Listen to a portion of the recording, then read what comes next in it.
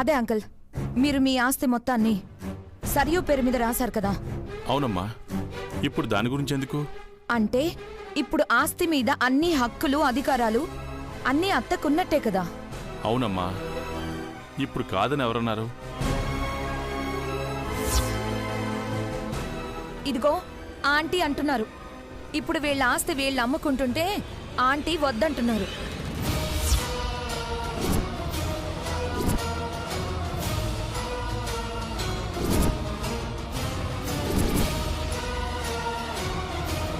మీరు చెప్పండి అంకుల్, వద్దనే రైట్ మీకుందా?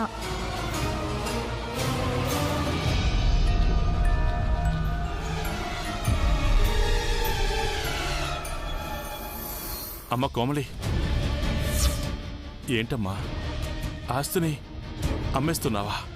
అవునన్నయ్య, నేనెలాగో అమెరికా వెళ్ళిపోతున్నాను. ఈ హాస్పిటల్స్, బిల్డింగ్లు, పొలాలు నేనేం చేసుకుంటాను? మొత్తం అమ్మేసి వచ్చిన డబ్బుతో అక్కడే హాయిగా ఏదో బిజినెస్ చూసుకుంటాను.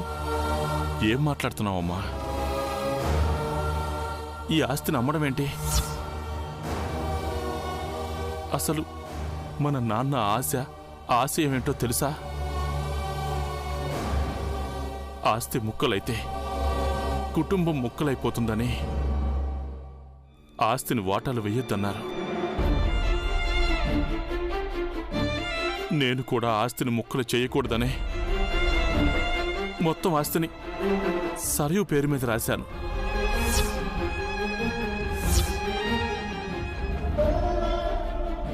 ఆస్తి ఎవరి పేరు మీద ఉంటే వాళ్ళకి అమ్ముకునే హక్కు ఉన్నట్టు కాదమ్మా. కుటుంబం మొత్తాన్ని ఒకటిగా ఉంచాల్సిన బాధ్యత ఉన్నట్టు. ఆస్తిని చూసుకుంటూ అందర్నీ కలిపి ఉంచాల్సిన బాధ్యత ఇప్పుడు నీ మీద ఉంది కోమలి. నీ ఇష్టానికి అమ్ముతానంటే చూడమ్మా, అది మంచిది కాదు. మంచిది కాదంటే ఏం చేస్తారన్నయ్య? ఆస్తిని అమ్మకుండా అడ్డుకోగలరా? ఇప్పుడు ఆస్తి సరియు పేరున ఉంది. నాకు పవర్ ఆఫ్ అటార్నీ ఇచ్చింది. దీన్ని అమ్మకుండా ఆపే హక్కు నీకే కాదు కదా, ఆ దేవుడికి కూడా లేదు. కోమలి, అవునన్నయ్య, ఇదే నా నిర్ణయం. ఇందులో ఎలాంటి మార్పు ఉండదు. అయినా కుటుంబం కుటుంబం అంటున్నారు. ఇంకా ఎక్కడి కుటుంబం? దాంతో నాకేం సంబంధం? ఎప్పుడైతే నా కూతుర్ని మీ కోడల్ని చేసుకోకుండా ఆ గతి పట్టడానికి కారణమయ్యారో అప్పుడే ఈ కుటుంబంతో నాకున్న బంధం తెగిపోయింది. ఇంకా బంధాల పేరు చెప్పి నన్నాపడానికి ప్రయత్నించొద్దు.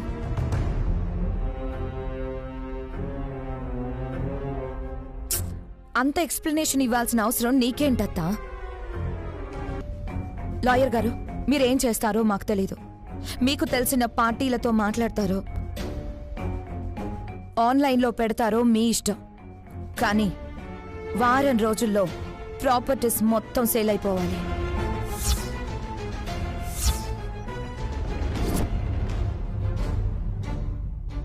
ప్రజ్వల,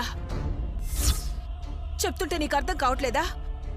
నీకేం సంబంధం ఉందని మాట్లాడుతున్నావు? అసలు ఇంకొక్కసారి ఆస్తి అమ్మడం అన్న మాట నీ నోట్లోంచి వచ్చిందంటే మర్యాదగా ఉండదు చెప్తున్నాను. ఏం చేస్తావు? ఏం చేస్తావు? నేనే దగ్గరుండి నీ కళ్ళ ముందే ఒక్కో ప్రాపర్టీని అమ్మేస్తా. ఏం చేస్తావో చెప్పు. ప్రజ్వల,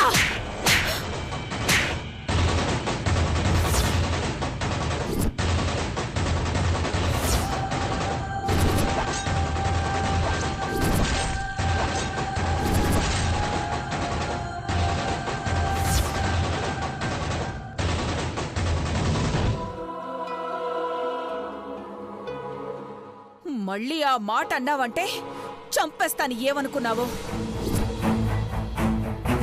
వదినా, నా మేనకోడలి మీద చేయి చేసుకుంటావా? ఎవరిచ్చారు నీకు అధికారం? అమ్మా కోమలి, ఏంటమ్మా ఈ గొడవ? ఎవరు చేస్తున్నారన్నయ్య గొడవ? మీరా నేనా? మా ఇష్టానికి మా ఆస్తిని మేము అమ్ముకుంటామంటుంటే వదిన మా మేనకోడలి మీద చేయి చేసుకుంటోంది. అంటే నన్ను కూడా కొడుతుందన్నమాట. అయ్యో, నిన్నెందుకు కొడతాను కోమలి? అంతదాకా వస్తే కొట్టినా కొడతావు. అసలు ఇవన్నీ కాదు. నా ఇష్టం వచ్చినట్టు నేను చేస్తున్నాను. మీ ఇష్టం వచ్చింది మీరు చెయ్యండి. ఇంకా ఈ ఆస్తి మీద మీకు అధికారం ఉందంటే లీగల్గా ప్రొసీడ్ అవ్వచ్చు. మమ్మల్ని ఎవ్వరూ కాదనే వాళ్లే లేరు.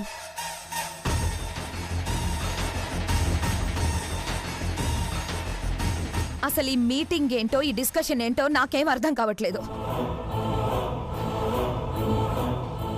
నన్ను కొట్టి అవమానించాక ఇంకొక్క క్షణం కూడా నేను ఇక్కడ ఉండలేను. నేను వెళ్తానత్తా. ప్రజ్వల్ ఆగు. నువ్వు వెళ్లాల్సిన అవసరం ఏంటి? ఇది నా ఇల్లు. నాకిష్టమైన వాళ్ళే ఇక్కడుంటారు. ఇష్టం లేని వాళ్ళు ఇక్కడి నుంచి వెళ్ళిపోతారు.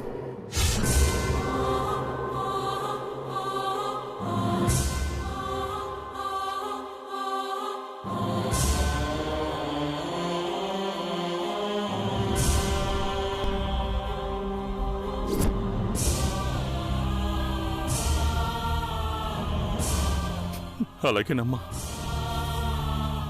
నీకిష్టం లేకపోతే ఏ గుడిసెలోకైనా వెళ్ళి బతుకుతాం.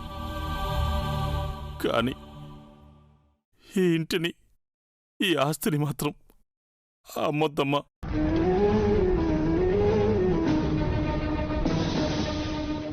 అలా జరిగితే నాన్నని అమ్మినట్టే, నాన్నకి నేనిచ్చిన మాటని అమ్మినట్టే. మన పరువు మొత్తం పోతుందమ్మా. నా మాట వినమ్మా. లేదన్నయ్య, ఎవరు ఎన్ని చెప్పినా వినే సమస్య లేదు. తప్పు చేశాను కోమలి. ఆ రోజు ఆస్తి మీ పేరున రాసిస్తానని మాటిచ్చి పెద్ద తప్పు చేశాను. ఆ రోజే మిమ్మల్ని ఇంట్లో నుంచి వెళ్ళిపోనిచ్చుంటే అసలు ఈ బాధే ఉండేది కాదు కదా.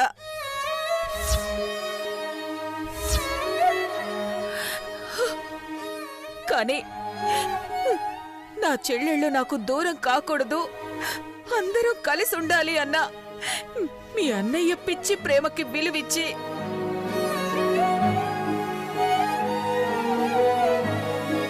ఆస్తి రాయనిస్తే చివరికి ఆ అన్నయ్యని కాదనుకునే నువ్వు వెళ్ళిపోతున్నావు.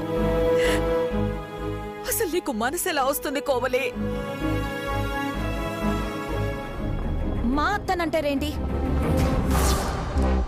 అసలు మీరు చేసిందేంటి? సరయుని మీ కోడల్ని చేసుకుంటానని చివరికి మోసం చేయలేదా? ఏయ్, నిన్ను మాట్లాడొద్దన్నాను కదా, మధ్యలో నీకెందుకే?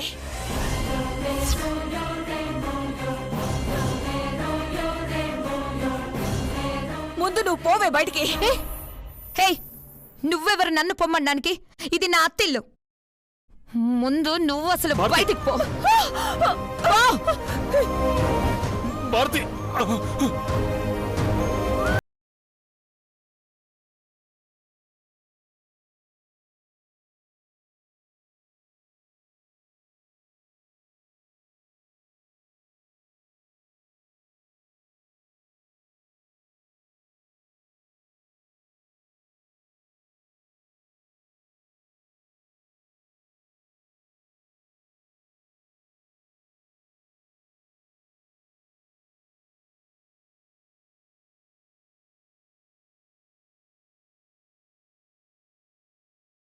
లేవి ఏవీ లేవు. పోయి మీ దిక్కున్న చోట చెప్పుకోండి. వెళ్ళండి.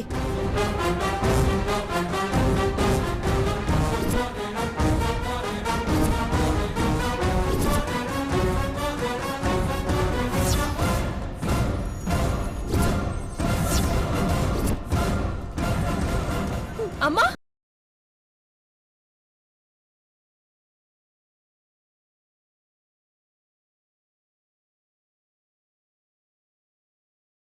జాగ్రత్త.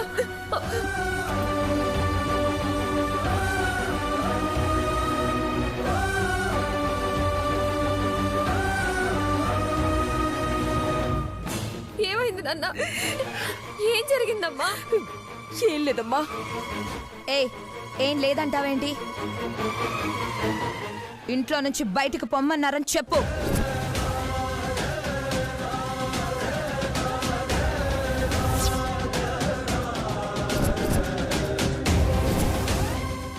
ప్రజ్వల, ఏంటి నువ్వు కూడా గొంతు ఎగరేస్తున్నావు? వాళ్ళకిచ్చిన మర్యాదే నీకు కావాలా?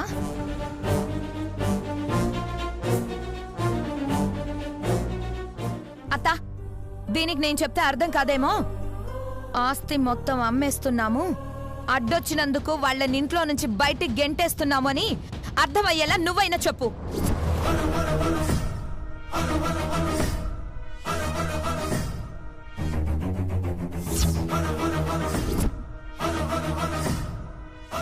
వచ్చిన ప్రతి ఒక్కరికి బొట్టు పెట్టి చెప్పాలా?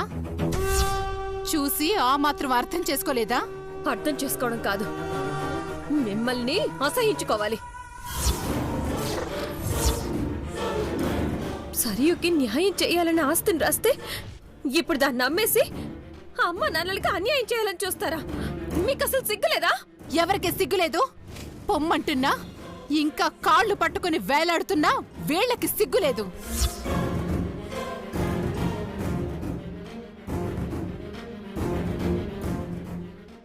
అత్త, ఇంకా వీళ్ళతో మాటలేంటి? బయటికి గంటేయకుండా. మీకు 2 నిమిషాలు టైం ఇస్తున్నా, లేదంటే సెక్యూరిటీని పిలిపించి బయటికి గంటేస్తా. పిల్లవే, పిలు. ఎవరు ఎవరిని గెంటేస్తారో నేను చూస్తాను. పిలు. మృదులా, నాన్న వద్దమ్మా.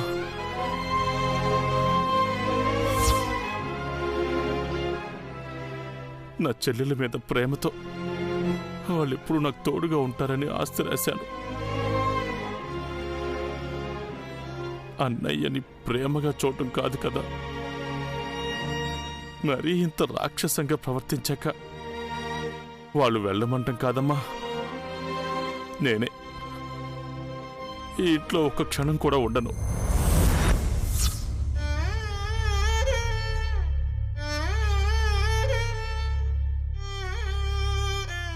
ఏ చెట్టు కింద పుట్ట కింద బతుకుతానులే అమ్మా. నాన్న, అయితే ఇంకా ఇక్కడ ఎందుకున్నారు? బయట చాలా చెట్లు పుట్టలు బాగానే ఉన్నాయి. బయలుదేరండి.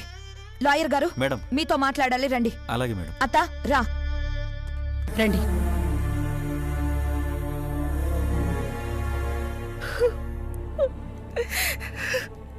ఏంటి నాన్న ఇది?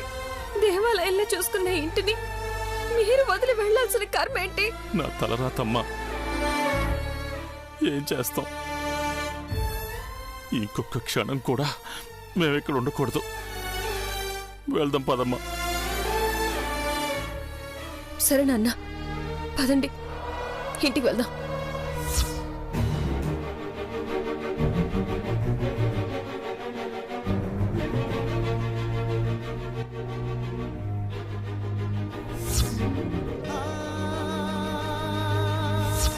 అటు వాళ్ళు ఇటుగాని, ఇటు వాళ్ళు అటుగాని రావడానికి వీల్లేదు.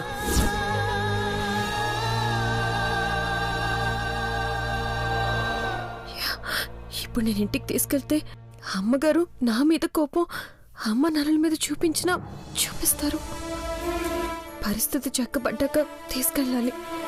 ఈలోగా నాన్నకు ఆపరేషన్ చేయించాలి.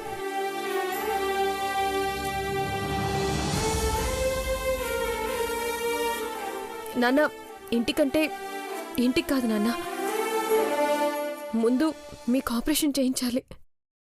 ఇప్పుడెందుకమ్మా ఆపరేషన్? అంటే ఇప్పుడు మళ్ళీ చాలా ఖర్చు అవుతుంది. అంత డబ్బు ఎక్కడి నుంచి తీసుకొస్తాం?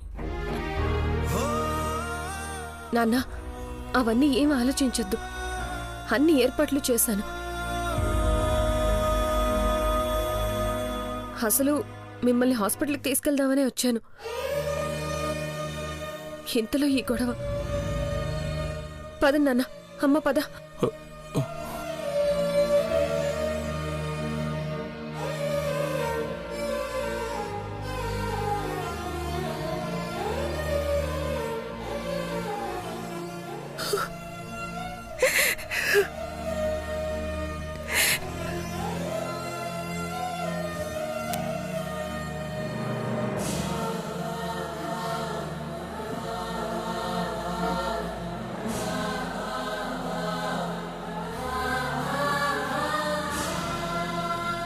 అమ్మా, ఒక్క నిమిషంలో వస్తాను.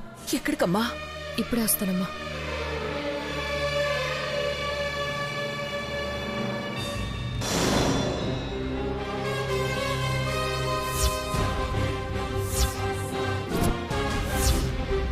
ఏయ్, మళ్ళీ వచ్చావేంటి? ఏ ఆస్తులు మీ పేరు మీద ఉన్నాయని పొగరుతో మా అమ్మ నాన్నల్ని ఇంతలా అవమానించారో అవే ఆస్తులు మళ్ళీ నాన్నగారి పేరు మీదకి వచ్చేలా చేసి త్వరలోనే మిమ్మల్ని బయటకు గెంటే రోజొస్తుంది. ఎదురు చూస్తూ ఉండండి.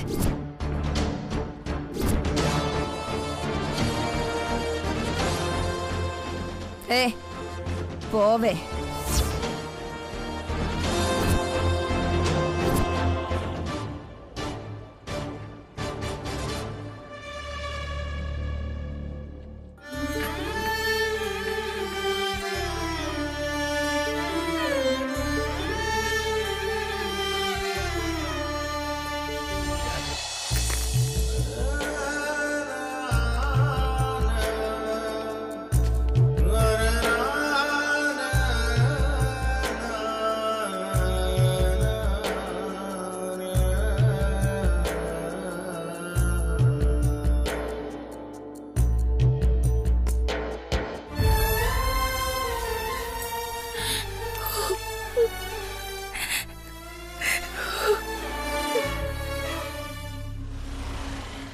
అమ్మా, నాన్నకేం కాదు. ట్రీట్మెంట్ అయ్యాక ఎప్పట్లాగే మన కళ్ళ ముందు నవ్వుతూ తిరుగుతారు చూడు. నువ్వెడవద్దు. రా, కూర్చుందా? రా అమ్మా.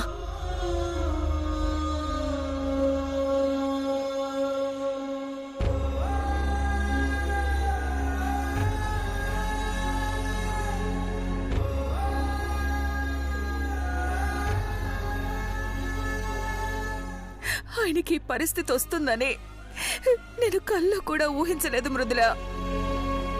సొంత అన్నయ్యని కూడా చూడకుండా, ఆయన ఆరోగ్యం గురించి కూడా ఆలోచించకుండా ఎంత దారుణంగా అవమానించారో చూడు. అమ్మా, అవన్నీ తర్వాత ఆలోచిద్దాం. ముందు నాన్నకి ట్రీట్మెంట్ జరిగి మామూలు మనిషి కావడం ముఖ్యం.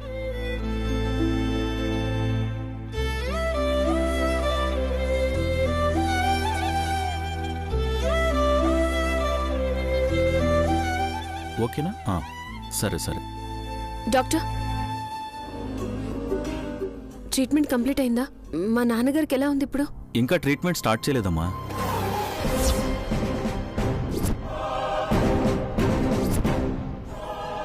ఎప్పుడు ట్రీట్మెంట్ స్టార్ట్ చేస్తానన్నారు కదా, ఇంకా చేయకపోవడం ఏంటి? అసలు ప్రాబ్లం ఏంటి డాక్టర్? మీరు ఇంకా ఫీజు కట్టలేదు కదమ్మా. ఫీజు కడితే స్టార్ట్ చేస్తాం. పిచ్చి పట్టిందా మీకు?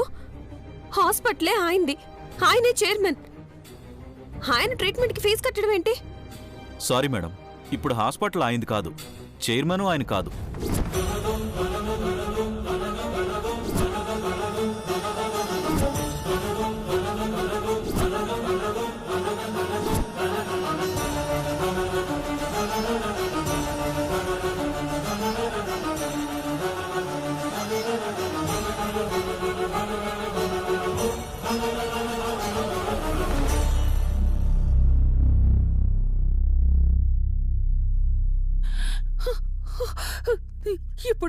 ఇప్పుడు చైర్మన్ ఎవరు? ప్రజ్వల మేడం.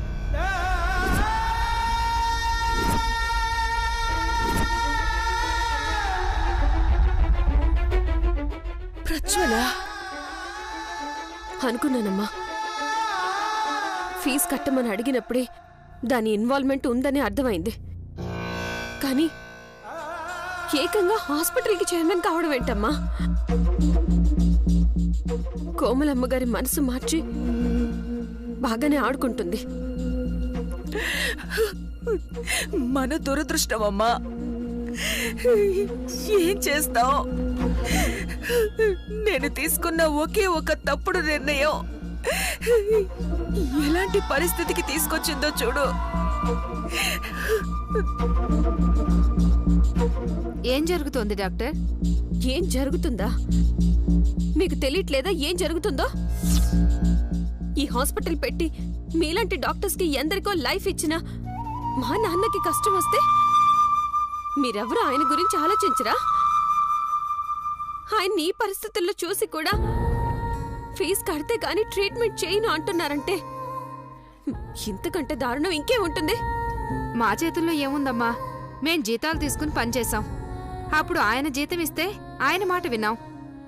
అలాగే ఇప్పుడు మేడం మాట వినాల్సిందే, కాదంటే మా ఉద్యోగాలు పోతాయి.